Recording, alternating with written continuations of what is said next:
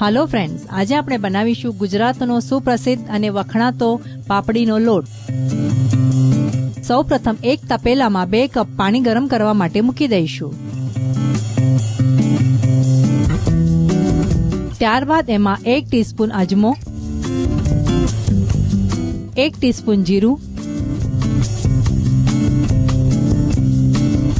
4 થી 5 ક્રશ કરેલા લીલા મરચાં,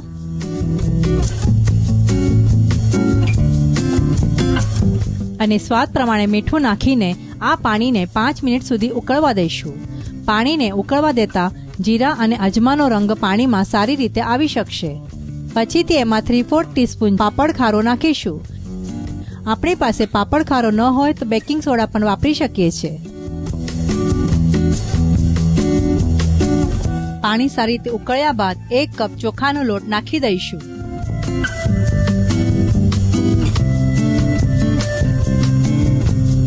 ત્યારબાદ એને વેલણથી સારી રીતે હલાવી લઈશું, જેથી કરીને કોઈ લમ્સ ન રહે।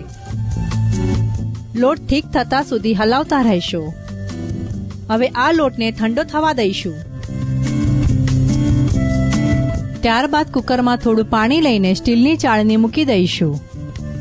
હાથ ઉપર થોડું તેલ લગાવીને બનાવેલા લોટમાંથી લંબગોળ આકારના રોલ તૈયાર કરીને આ ચાળણી ઉપર મૂકી દઈશું।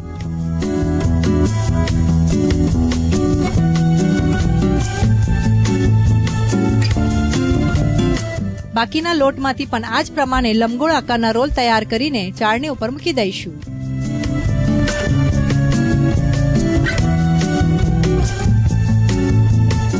ત્યારબાદ કુકરને ઢાંકણ લગાવી દો। ધ્યાન રહે કુકરને સીટી ન લગાવતા વાટકી મૂકી દો। હવે 15 મિનિટ સુધી આ લોટને બાફવા દઈશું।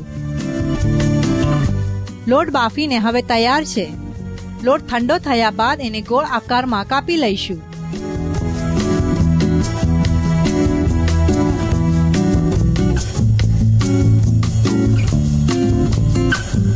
ત્યારબાદ બનાવેલા આ લોટ ઉપર તેલ